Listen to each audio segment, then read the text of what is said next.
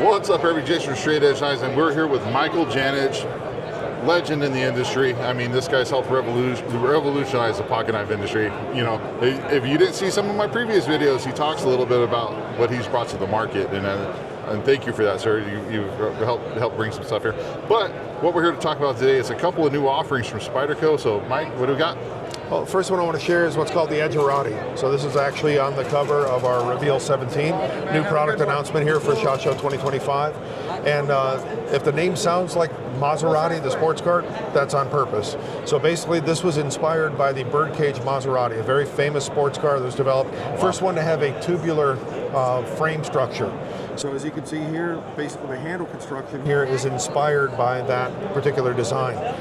The handle scales are machined from solid aircraft quality aluminum, so 6061 T6 aluminum, and they have a very intricate machined kind of a webbed design that gives you really good texture, reduces the weight of the knife, makes it very light, and it also reveals the internal components of it, of the streamlined compression lock mechanism. So again, what you have is the machined handles, or the machine handle scales. You have an aluminum backspacer, and then you have the stainless steel lock bar for the compression lock. So you can see the compression lock mechanism and how it operates within the handle. So unlike typical compression locks where it's a large stainless steel liner, in this case you just have that lock bar that is fit into a recessed machined channel in the handle scale. The blade itself is CPMS 30V stainless steel. It's a full flat grind, basically has a straight backed design, and it also has an index finger choil. So the choil has a section of jimping on it. That section is matched by jimping on the thumb ramp here. And what that allows you to do is when you're using the knife, you can be using it with a traditional grip. If you need additional control, what you do is move your hand up, get your index finger into that choil, and it just puts you closer to the heel of the edge for detailed work. Fully accessible trademark round hole, so for one hand opening with left or right hand. It also has a reversible pocket clip, so it's a broad-based pocket clip, stainless steel style pocket clip that can be attached to either left or right side of the handle, so tip-up carry on the left or right side. This particular version is the base version. This has a clear coat anodized handle. We're also going to have a version that has a black blade coating, so it'll be a DLC or diamond-like carbon coating on the blade, and it'll have a black anodized coating on the handle scales as well. Also, all the other hardware on the black version will be black, and both the versions will be available with either a plain edge blade like this or a fully serrated spider edge. So if you prefer the serrated edge, we'll also have those available. This one will retail for $330. The all black version will be $350. Wow, that's a beautiful knife, and having held it earlier, it is super light. Yeah, very lightweight, just a very cool thing. And again, the Maserati relationship there.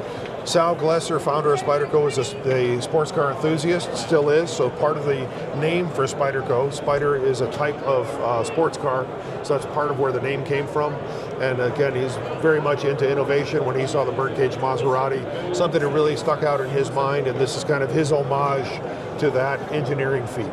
That's all. See, that's why I like talking to you, Mike, because you don't only give the description of the blade, but you give us the story behind it, which, you know, oftentimes I feel like that's a big part of the knife, is the story behind it, you know. And that there's so much cool history in the knife industry that if you don't explore that part of it, you're really missing out. Yeah. So I really like to highlight that stuff, give people an understanding of where the stuff came from. And a lot of people might look at this design and dismiss it and not realize the historical significance that went behind it. You don't necessarily have to buy one, but at least if you look at it and say, you know what, here's somebody who was a legend in the knife industry. He was also a sports car enthusiast. He drew inspiration from that, and he came up with this. Yeah. That aspect of it, that evolutionary aspect, I think is one of the coolest things about the knife industry. Yeah, yeah. Like I said, even if you don't buy it, at least you can appreciate it a little bit more. You know? Exactly. So this one I think a lot of people are going to be really excited about. So this is interesting. It's not truly a new product, but it's new to the U.S. market. So this is actually a knife that I designed, came up with a design in 2006. It was patented in 2008. I ended up buying the patent, selling it to Spyderco. This is called a Janisong. So Jana, like my last name, Janich, song like ballad song.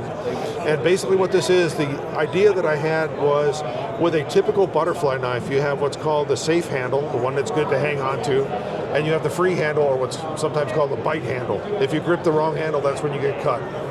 So what I did was I designed this knife so that the safe handle is on the outside. I put the free handle or the bite handle on the inside, so you really can't grip this without really making a conscious effort. So by gripping this by the safe handle, the only thing that can touch me is the back of the blade or the other handle.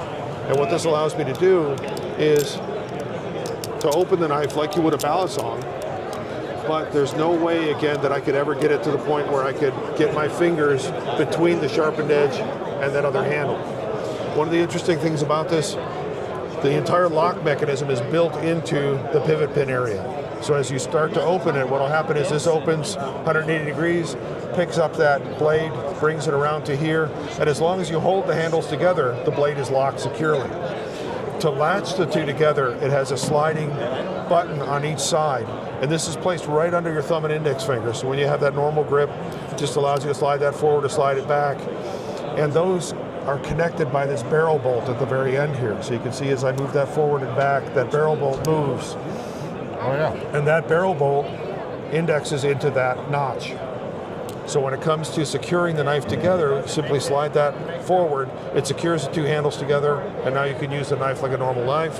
When you close the knife, again, you engage that latch, it secures the handle halves together, carries nicely in the pocket, has a reversible deep pocket carry clip, so left or right side. It is actually set up for 4 position, but if you do 4 position, it negates the use of the latch. So it really is functionally only tip up carry left or right side. And what's interesting about it also, if you've ever played with a balisong and you've inadvertently had the latch get caught between the handles, with this, the way it's designed is even if this is engaged, all I have to do is squeeze the handles together, and the curve of the handle here resets the latch automatically. So there's no way that it's going to get snagged. Now the interesting thing about this knife, Spyderco produced it, and for the past several years, this has been the only knife that we could not legally import into the US. So it's manufactured in Taiwan, and any of our foreign customers who wanted to purchase it, we drop shipped it to them. Because of US laws, because of the customs interpretation of the US federal switchblade law, couldn't be legally imported.